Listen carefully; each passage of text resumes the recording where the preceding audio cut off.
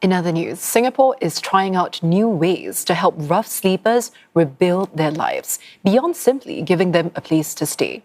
Backed by a $450,000 fund, 17 community-led projects will target issues such as jobs, housing stability, and social support. This is part of a wider push to involve more community groups in tackling the issue. Chloe Teo with this report from Hotel Jen at Tanglin, where the projects were launched in an appreciation event for community partners. For someone sleeping rough, finding a place to stay is only part of the challenge. The harder part can be staying housed and rebuilding enough stability to move forward. Singapore is now backing 17 ground-up projects aimed at doing just that, with community groups testing new ways to support rough sleepers beyond a temporary shelter. The projects are supported under the Partnership to Tackle Homelessness or PATH Fund. They cover areas such as employment, housing stability, social reintegration, and youth support.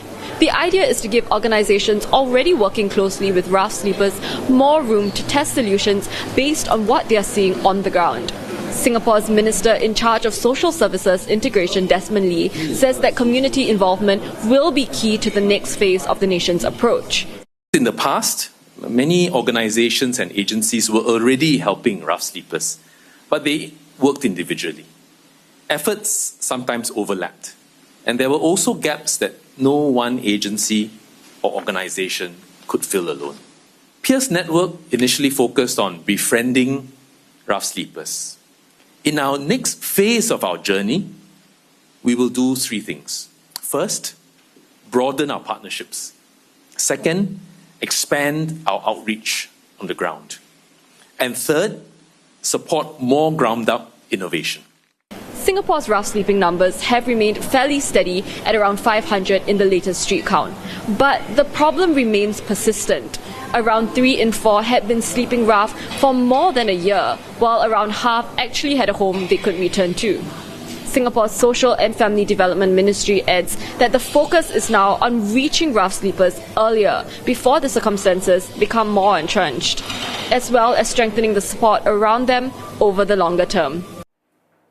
Now, for rough sleepers, there is no single path towards stability. Some may need help adjusting to life in rental housing, while others may need a more structured route out of homelessness from a much younger age. Some social service agencies tell CNA's Chloe Teo how their PATH Fund projects are aimed at tackling these needs. Getting rough sleepers off the streets is often only the first step. Helping them keep a roof over their heads can be just as challenging. We see clients who struggle with making rental payments, right? So that is an indication that they have financial struggles. We also see quite a few cases of people who struggle with interpersonal living, communal living, living amicably with neighbours. So that is an indication for us that if we do not do some kind of preventive conflict management work or provide communal living support, that tendencies could break down. New Hope Community Services runs both homeless shelters and public rental housing projects. The team is developing a tool to flag these risks early before a tenancy starts to unravel. Social workers would then be able to match the problem with more targeted help. For example, someone who is struggling financially could be prescribed budgeting skills or employment support. Someone who is, say, lacking in informal support or is socially isolated could be connected to befriending services and community support.